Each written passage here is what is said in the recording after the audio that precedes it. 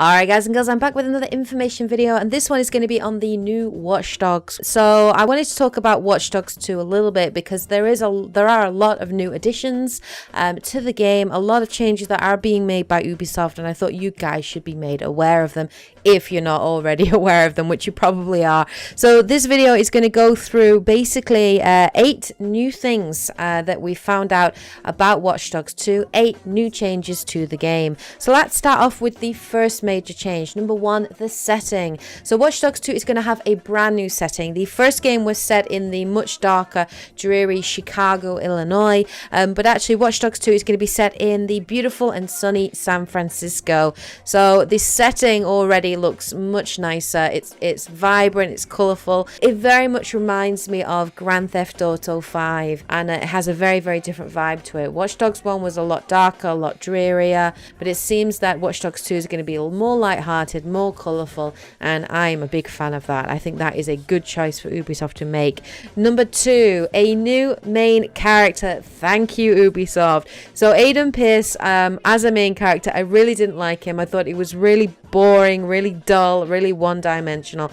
We do have a new main character. His name is Marcus Alloway. He's much younger than Aiden Pierce was. We don't know much about him, but from what we did see in the gameplay trailer and some cinematics, he seems more light-hearted than Aiden Pierce. He definitely has some humor to him, and he might actually be a more likable character obviously than Aiden was. Not that that is really difficult, but Marcus Alloway is going to be part of a team. He's actually joined DedSec, and he's actually working as part of a team of four hackers basically in total. So there are 3 other hackers, 2 of which we heard about and know about, which is Wrench and Sitara, and then obviously Marcus Alloway, and then this other random 4th hacker who we don't know their name, but they look young. They look like a young, vibrant group, and they're working together to take down massive conglomerates. And one of the ones that they did mention in it when they were talking about the story was Invite, which is a massive social media giant. Can we say Facebook, everybody? But basically, one of the major story missions is they're trying to take down Invite, who are pretty much using their social media outlet to manipulate people into voting for a Congressman, Mark Thruss, who, I don't know whether this is like a joke against Donald Trump, who knows, but he's basically a corrupt politician, and they're trying to prevent him being elected and try to stop this massive conglomerate. The 3rd new addition is parkour. There is parkour in this game, and it looks really cool. The movement of Marcus Alloway is really smooth and fluid, a lot better than Aiden. Some of the parkour that we see him doing as well is pretty epic. It's pretty cool, and it looks incredibly realistic. So they will have done a lot of motion capture for that. Also, parkour looks fun. I think that would be very useful, especially when getting out of a sticky situation. The 4th new addition is there are new hacking abilities. So your hacking has definitely been leveled up some. You can now hack cars remotely and drive them and cause just havoc and mayhem. You can also hack multiple targets now, so you can actually hack multiple people in terms of their phones and cause their phones to go off and create a distraction. Now you can actually see a line when you're aiming at something to hack it, so you actually know exactly what you are hacking.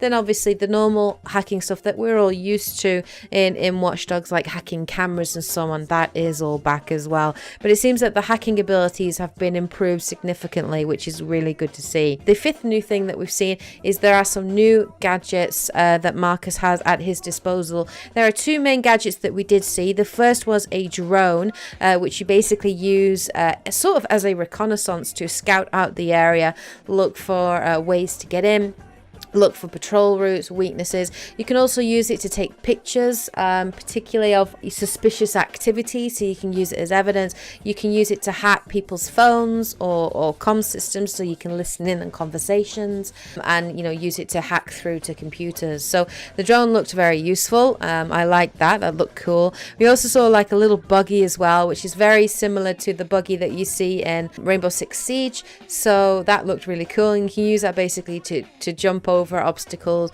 I think you can use it to actually shout abuse at people and distract a guard, and you can also use it as a hacking tool as well. So you can actually use it to hack in to certain consoles and steal information, which is what we saw in the gameplay trailer that they showed us. The 6th new addition is fluid co-op. So it now looks like the multiplayer and the co-op is not going to be completely separate from the single player. So as you play through the single player campaign, you will come across real human players in the world, obviously that are colored in purple, and you can basically go up to them and interact with them, and you can invite them into your game, or you can join their game, and then obviously you can play completely cooperatively throughout the main story. Possibly, I don't know if they're going to be specific co-op missions, or if you can just run around the world freely and create havoc. Who knows? But it is a lot more fluid, so obviously it will mean that the Ubisoft servers will have to be good,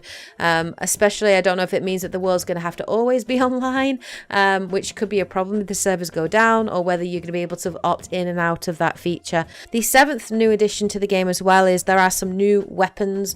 The typical guns are back, so SMGs, assault rifles. I'm sure there'll be a sniper rifle.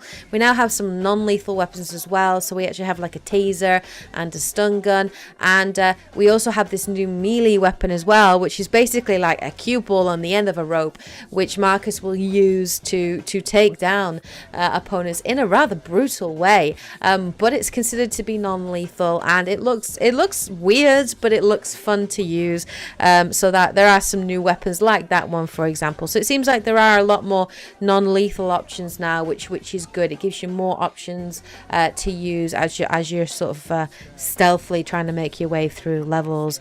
The 8th new addition as well is customization. There is a lot more customization in this game. So what I've seen from interviews and people that have got hands-on with it is you can actually completely customize Marcus Alloway in a very Grand Theft Auto style. So you can customize his clothing a lot more freely in terms of his hats, tops, jeans, his trainers, and so on. It's definitely a nice change from Aiden's, drab sort of grey or brown or black trench coat that we were pretty much stuck with throughout the whole of Watch Dogs 1. So yeah, customization is a new thing, and it should be a lot of fun to get hands on with it and obviously explore it.